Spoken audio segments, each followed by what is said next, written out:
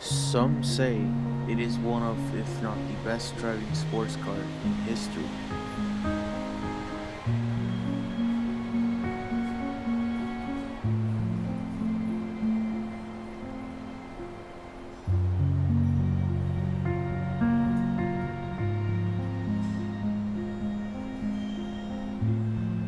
Built alongside the other legendary Honda, the NSX, the S2000 evokes big expectations. Today, we will find out if it lives up to the hype.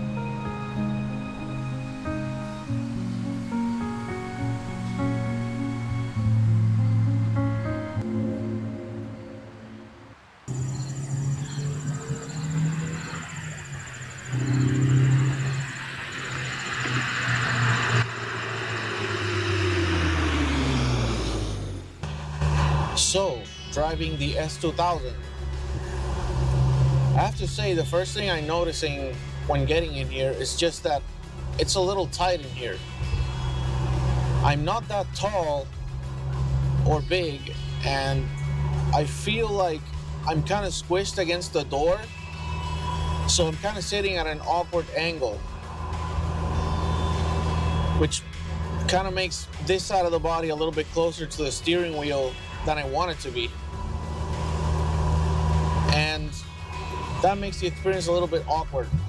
Also, the seating position is kind of taller than I thought it should be in such a small sports car. Not saying it's bad, but could be a little bit better.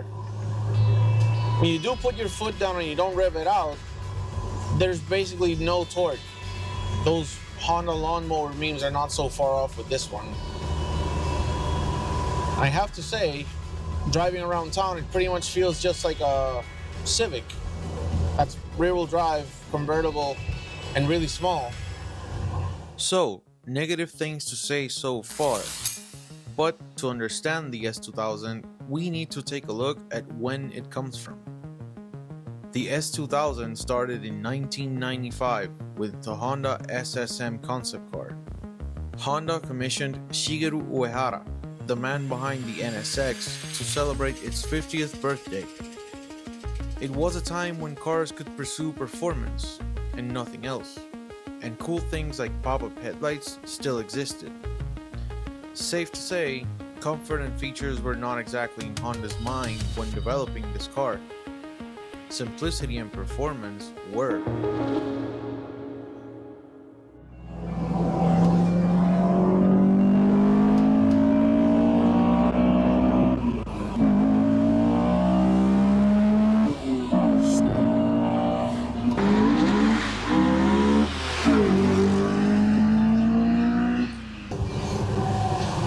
This thing's got some speed to it, damn.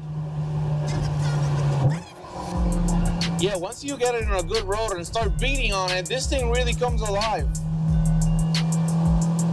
And that sound with the top down is just on a different level. Woo! Wow. Yeah, no, once you start actually driving this thing, then you can actually talk about it. Like, if you don't like it, it's probably because you haven't driven it hard enough. So the best thing about driving an older sports car is that I don't have to mess around with any sport mode or traction control. You just put your foot down. When that VTEC hits, sounds so good. Especially with the top down, it is crazy the experience you get in this thing. When you take it on a good road, it is one of the best cars I've ever driven. It really gets down to business. I feel like I'm driving a little race car. And this one with these wheels and tires has so much grip on the corners. It's just feels like it wants to pull your organs to one side of your body every time you hit a corner too hard. I've been noticing that oversteer that a lot of people talk about, you can kind of induce it with the throttle, but it's kind of backwards.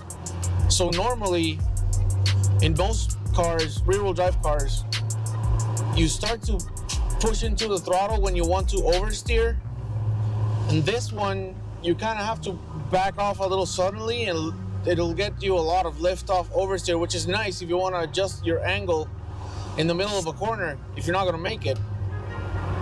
Can catch you sometimes if you're not brave enough. Not saying I am. Certainly got scared a few times there.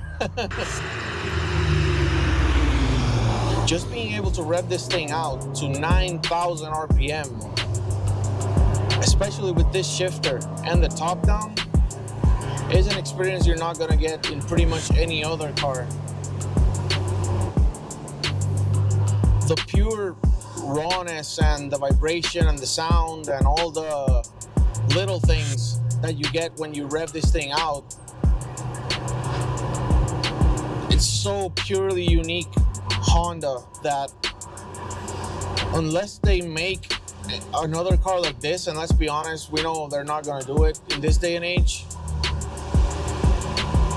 it is a unique experience. You're not going to get it on any other car.